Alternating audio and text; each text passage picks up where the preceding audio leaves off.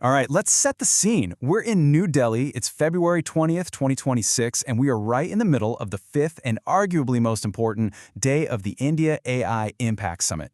And trust me, this was not just another tech conference. This felt like a moment where the future of artificial intelligence was literally being debated and defined on a global stage. The energy was just electric, and the stakes, well, they couldn't have been higher. So here's how we're going to break down this incredible day.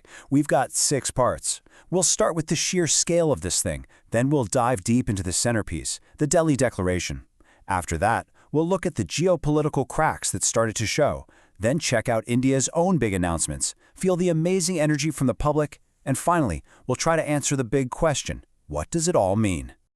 Okay, first up, let's just try to absorb the atmosphere. Day 5, this was the day everyone was waiting for. It was designed to be the moment that all the talk turned into real, concrete action, where all the dialogue would finally crystallize into a plan for the entire world. And hey, you don't have to take my word for it. Seasoned observers felt it too. This quote from a correspondent who's seen it all: G7 summits, Davos, you name it. It really sets the scene, right? We're talking about a gathering with genuine, historic gravity. You had ministers, CEOs, and top researchers from all over the globe, all zoned in on one single topic. And the scale? It was just mind-boggling. Over 3 lakh. That's 300,000 registered participants. Can you even picture that? The halls of the venue, the Bharat Mandapam, were just buzzing with this palpable sense of what's going to happen today.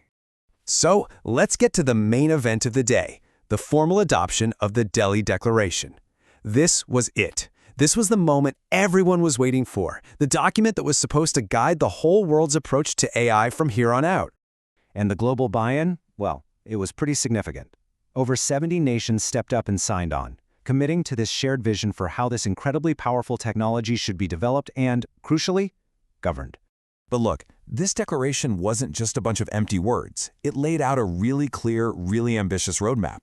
The core ideas were all about working together, being ethical, and, this is super important, making sure the benefits of AI aren't just for a few wealthy countries. It was all about being inclusive, especially for developing nations in the global south.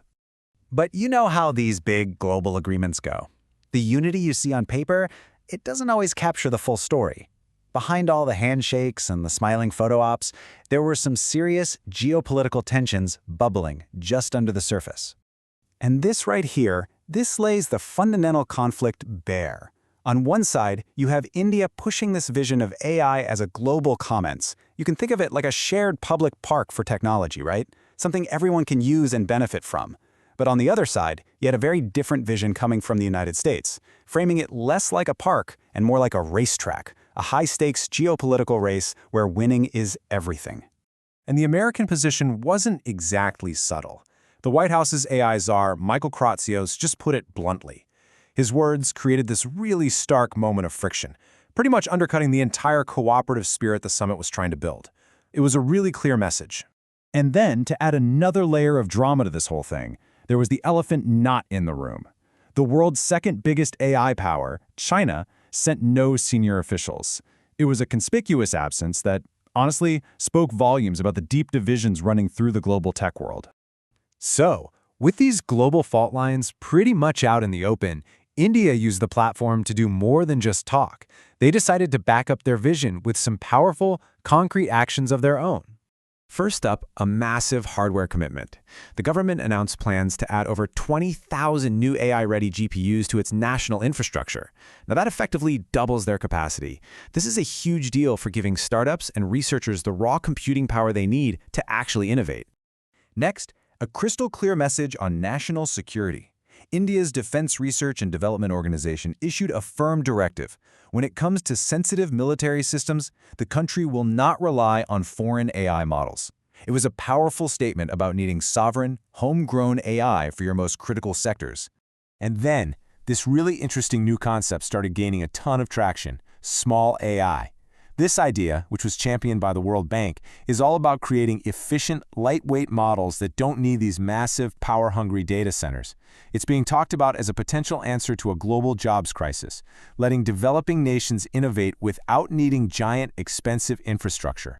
But, for all the high-level policy and geopolitics, the real story of this summit, It might have been what was happening on the ground out on the expo floor, among hundreds of thousands of regular people. Check this out.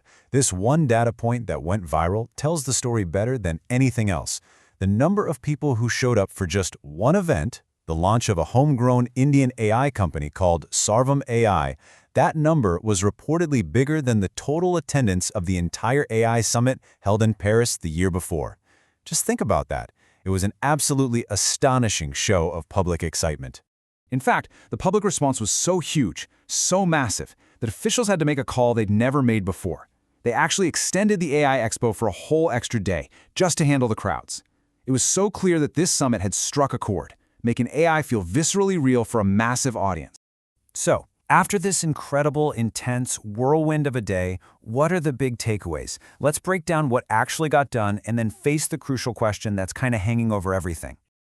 Okay, here's the quick summary. We saw the Delhi Declaration adopted by more than 70 nations. We saw India commit to doubling its GPU power and demanding sovereign AI for its defense. The small AI idea got global attention, and critically, the US made its opposition to global AI governance crystal clear. In the end, I think the correspondent who was right there on the ground summed it up perfectly. Delhi was just different. It was fast, it was a bit chaotic, but it was also visionary. India didn't just bring scale to the event. It brought a fundamentally different argument to the whole conversation, that the true test of AI isn't about speed, it's about how many people it can help. And that leaves us with the final and most important question. The conversations in Delhi were real, and they absolutely mattered. But will the Delhi Declaration actually translate into global action and change the path of AI? Or will it just end up as a beautifully worded aspirational document sitting on a shelf? Well, that's the question the next few years are going to have to answer.